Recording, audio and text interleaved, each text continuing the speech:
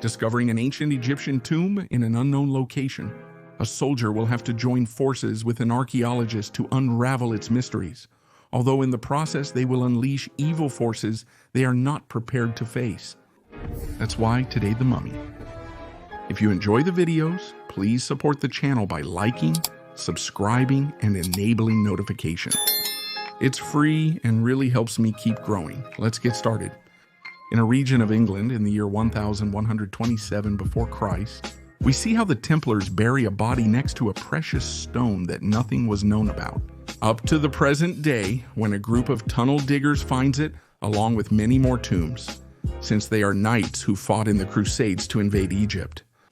Curiously, hours later, Dr. Henry appears with his team to clear the place, since this is more than just a simple tomb of Templar knights, because it hides something very ancient, related to an Egyptian princess named Akmanet, whose destiny was to rule when her father, the pharaoh, died, without thinking that he would fall in love with a woman who would give him a new heir. As a consequence, the girl decided to make a pact with Seth, the god of death, who appeared before her to give her a special dagger. That would turn her into a monster capable of killing her entire family. However, the pact would not end until she made another human sacrifice, to give Seth the body of a man in which he could be reborn. And so together, they would take it upon themselves to punish humanity as they pleased. Only at that moment some guards appear to sedate her, since for her sins, she was condemned to be mummified, still alive, once again. In the present day, we meet our protagonist, Nick, a soldier whom the doctor asks to examine an ancient tomb in Iraq. But Bale, his partner, refuses to go along, knowing the area is overrun with terrorists. And then, our protagonist cuts Bale's canteen to force him to go with him, assuring him that this job will make them a lot of money. No danger, he'll slip in and out as usual. Consequently, they must flee from the hail of gunfire, seeking to save their lives as they find themselves trapped on a rooftop, until Bale is forced to call for air support from the army, even though his partner ordered him not to. Fortunately, that gives them the advantage because it makes the enemies retreat just before defeating them. It's just that the explosions open a hole in the floor that reveals the place where Manette was buried.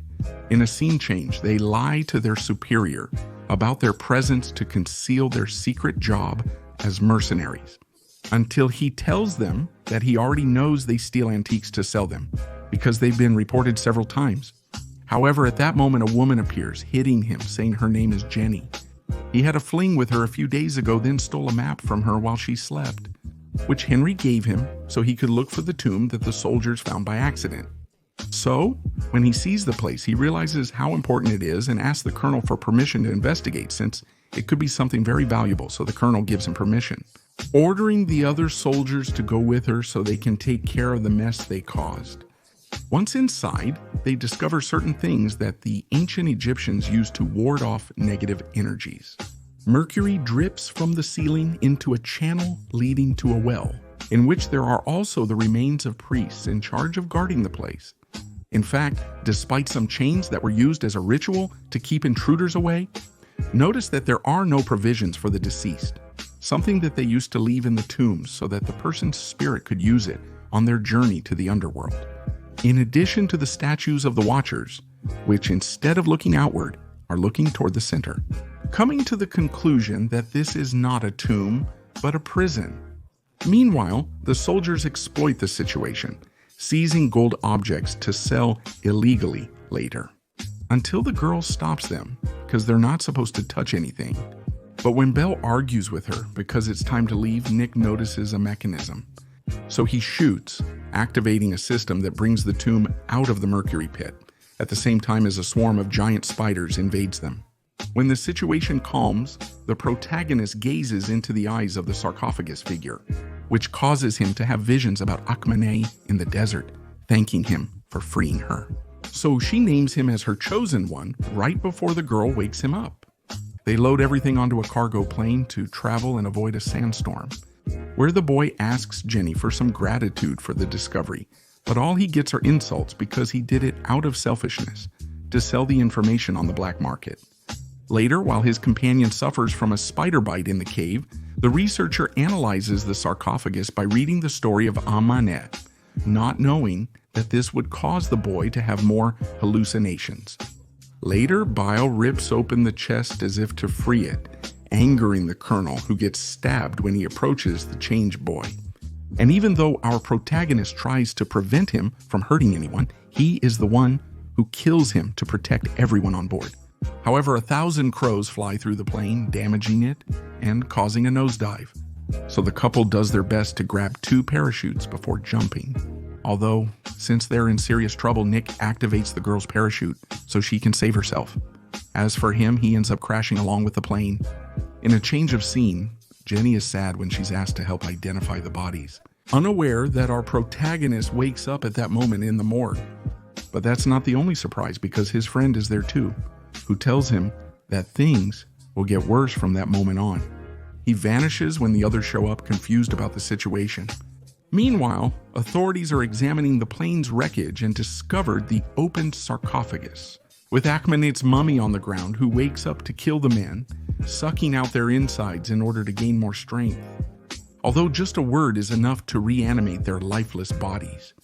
The protagonist has a drink with the girl, who can't explain her survival, but shares the legend of the Egyptian princess with him, because she is looking for the dagger that Seth gave her, along with the stone that is in the knight's tomb. He gets distracted by a vision of Bale, who calls him to the bathroom. There, he learns about a curse, which explains how he survived the crash.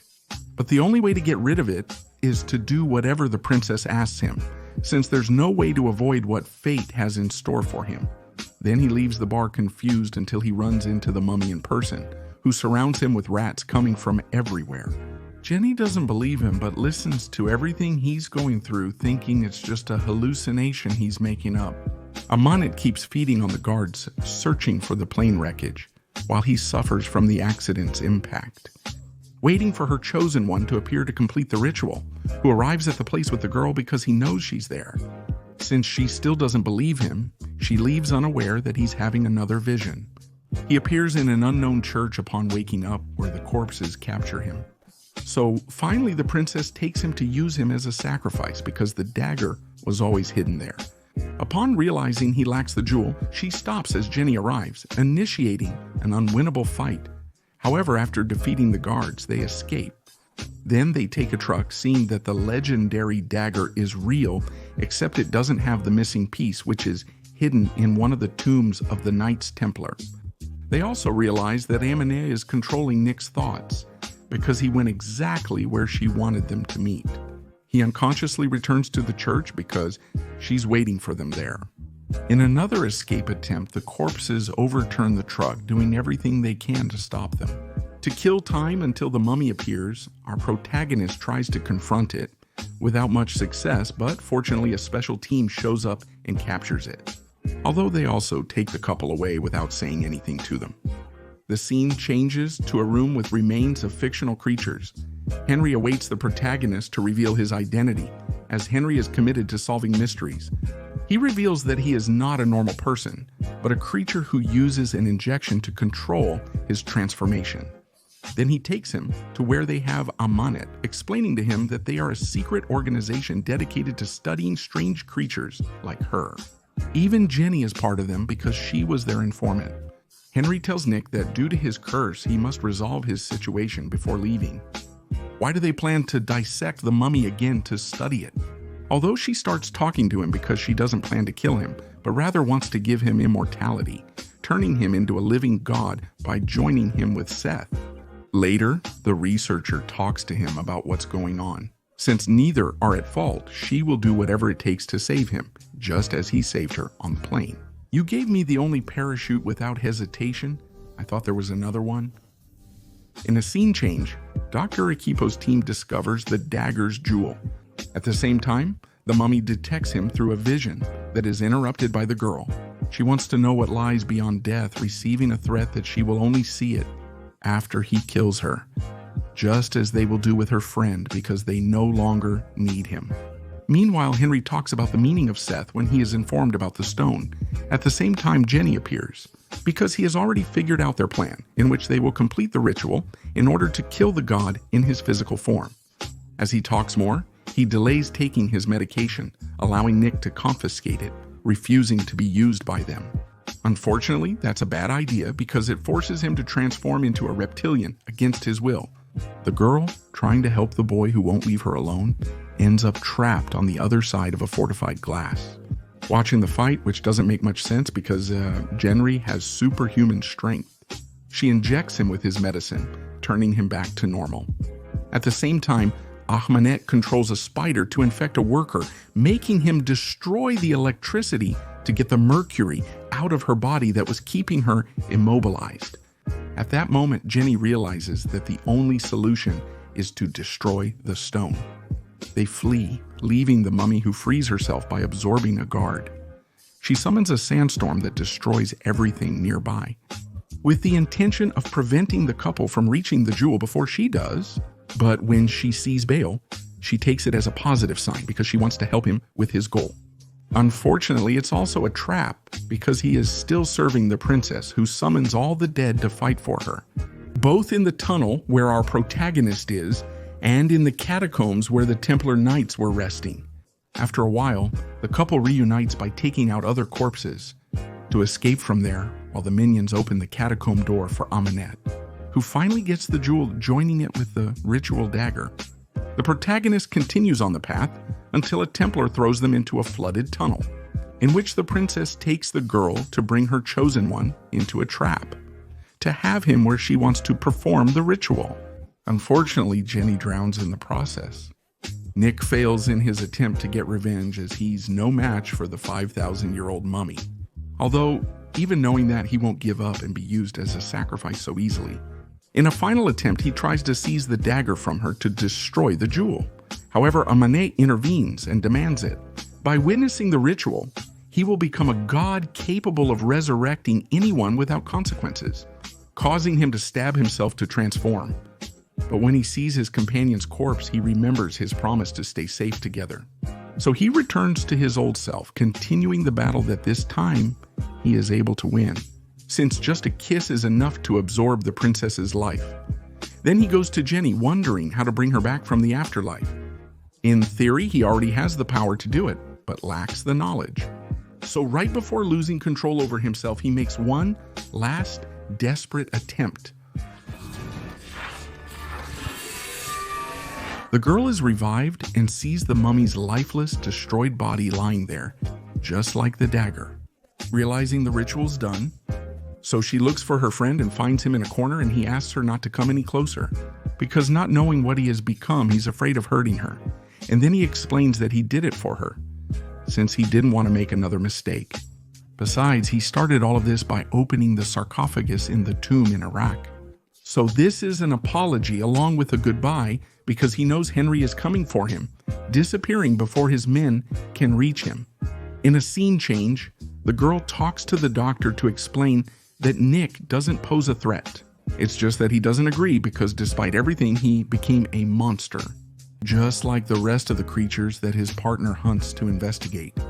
However, he says if they find him, he'll give him a chance to prove his allegiance. Evil will always follow him no matter where he goes. At the same time, they lock Manette back in her sarcophagus with Mercury, burying her in the facility in the hope that she never wakes up again. Meanwhile, our hero resurrected his friend Bale, who is immensely grateful to be alive once more, although he still doesn't know what they're doing in the desert when they could be anywhere else. So the boy explains to him that they just need a little adventure together, because he still has a lot to discover about his new form. This was The Mummy. Remember to like, comment about other movies you want to see, subscribe, and turn on notifications so you don't miss upcoming videos.